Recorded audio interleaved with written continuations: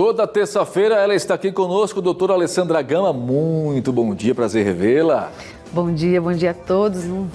Sempre bom estar aqui com vocês. Prazer é todo nosso. Mais um tema importante falando sobre saúde, né? E olha, você vai entender agora como identificar principalmente se o seu metabolismo está lento ou não. Como é que funciona o nosso metabolismo, doutora? Exatamente. Isso é uma das queixas que chega no consultório. Doutora, meu metabolismo está lento, não consigo mais perder peso, o que está acontecendo comigo?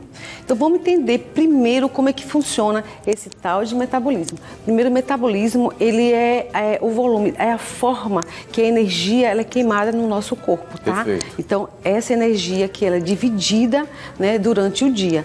Eu trouxe aqui para mostrar para vocês para entender como é que é esse gasto energético. O nosso primeiro slide, então, desse gasto energético, né? Exatamente. Tiago, a gente gasta 50% da energia normal do nosso corpo, que são 100%, né, de energia, e 50% a gente gasta aí para o quê?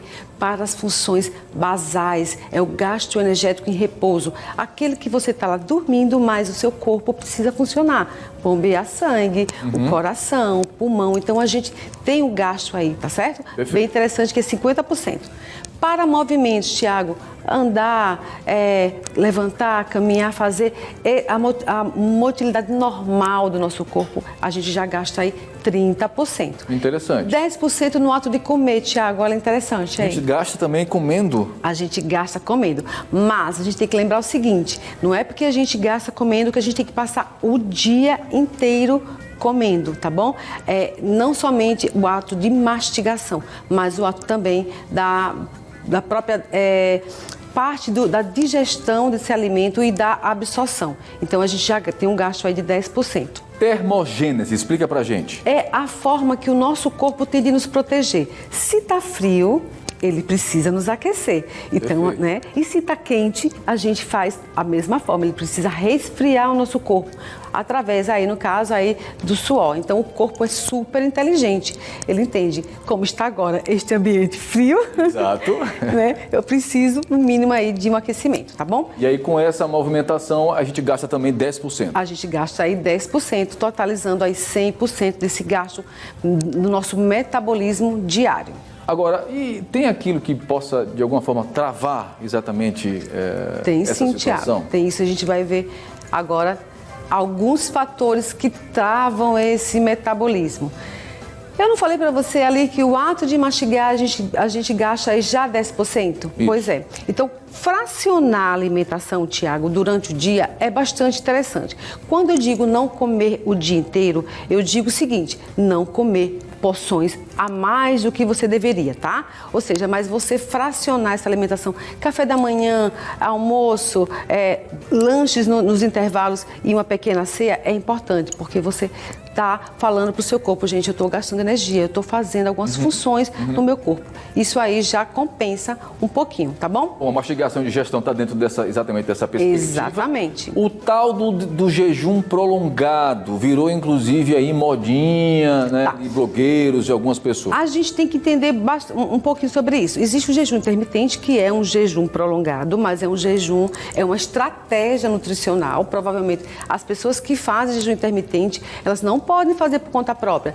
É interessante, sim, procurar um profissional que dê as diretrizes certas, tá? E quando eu falo nesse jejum prolongado, é o seguinte, o corpo da gente é extremamente inteligente. Então, se você passa muito tempo sem comer, sem se alimentar, e você, quando vai fazer a primeira refeição, você normalmente faz com muita fome. Verdade. Então, você vai comer em demasia. Então, o corpo fala, poxa, mas se ela passar mais tempo em jejum, então o que eu preciso fazer? Eu vou guardar, eu vou armazenar para ela não passar privação. Entendeu? É dessa forma que o nosso corpo funciona. Então aí pode ser um tiro no pé você fazer um jejum prolongado sem uma boa orientação. Isso, exatamente, tá? Agora tem também a questão das dietas restritivas, né? Da mesma forma, se você faz uma dieta muito restritiva, o seu corpo tem o mesmo mecanismo. Se ela está comendo pouco, eu preciso reservar, preciso guardar reserva. Então, onde é que ele vai guardar isso? Num tecido adiposo. Então, o corpo da gente tem medo que a gente tem uma hipoglicemia, que a gente tem uma necessidade energética, então ele faz o quê? Ele armazena, e aí também pode ser um tiro no pé. Então, dietas muito restritivas, ela realmente deixa o nosso metabolismo mais estagnado. Não é interessante. E é importante dizer que cada dieta é uma dieta e serve para cada pessoa, né? Porque a dieta serviu para fulano, que vai servir para mim, né? Perfeito, Tiago. Toda dieta, nós somos pessoas individuais, nós temos características individuais. Então, o que funciona para mim pode não funcionar para você. Uma outra coisa também com relação a dietas restritivas, Tiago, é a grande perda de massa magra.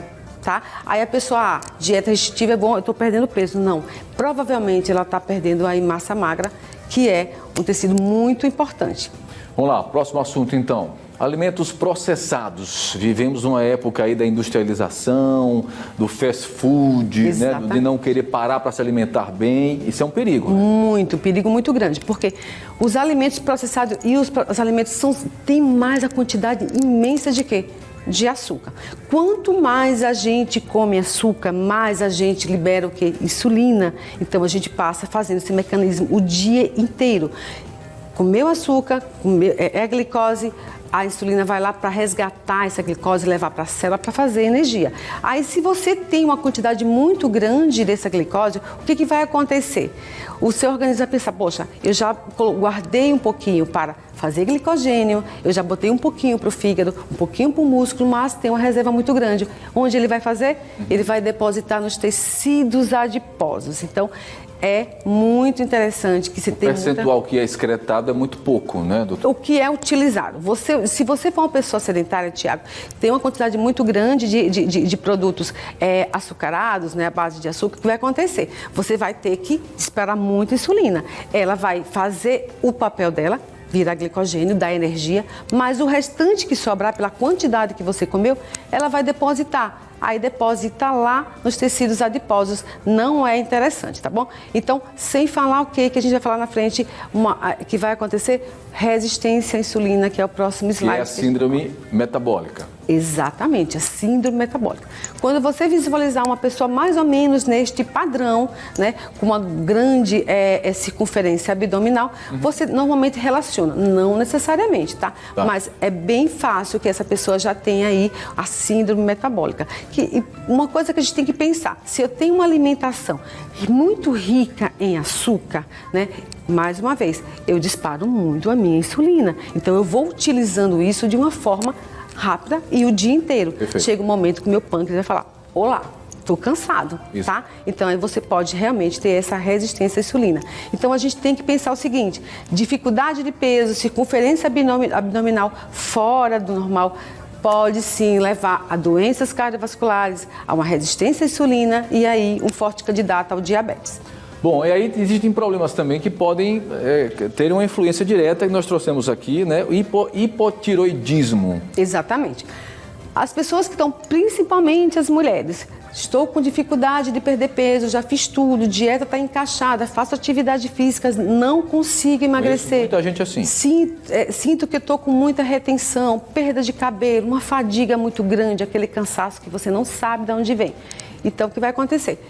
É importante que você procure um especialista, um médico, normalmente um endócrino, para poder fazer os exames e ver como está essa tireoide. Até porque a tireoide, essa glândula, ela é responsável pela fabricação de hormônios T3 e T4, que são diretamente relacionados ao nosso metabolismo. Perfeito. Se você tiver com deficiência, com certeza o seu metabolismo está complicado. E vale tanto para a mulher como para o homem também. Vale para a mulher e vale para o homem. Então, sempre se observar, tá bom, Tiago? Bom, o envelhecimento, evidentemente que você vai envelhecendo, o seu metabolismo ele vai diminuindo de uma forma natural, até gradativamente, né? Mas há como dar um break aí, né? Mais uma vez eu falo para você, o nosso corpo é extremamente inteligente, então ele pensa, se essa pessoa está envelhecendo, eu preciso cuidar dela. Então, o que ele vai fazer? Ele vai começar a fazer mais reservas, com medo que falte energia nessa pessoa, por ela já ser idosa. Então ele pensa o seguinte, eu vou fazer isso e vou guardar essa reservazinha de gordura, porque ela pode necessitar.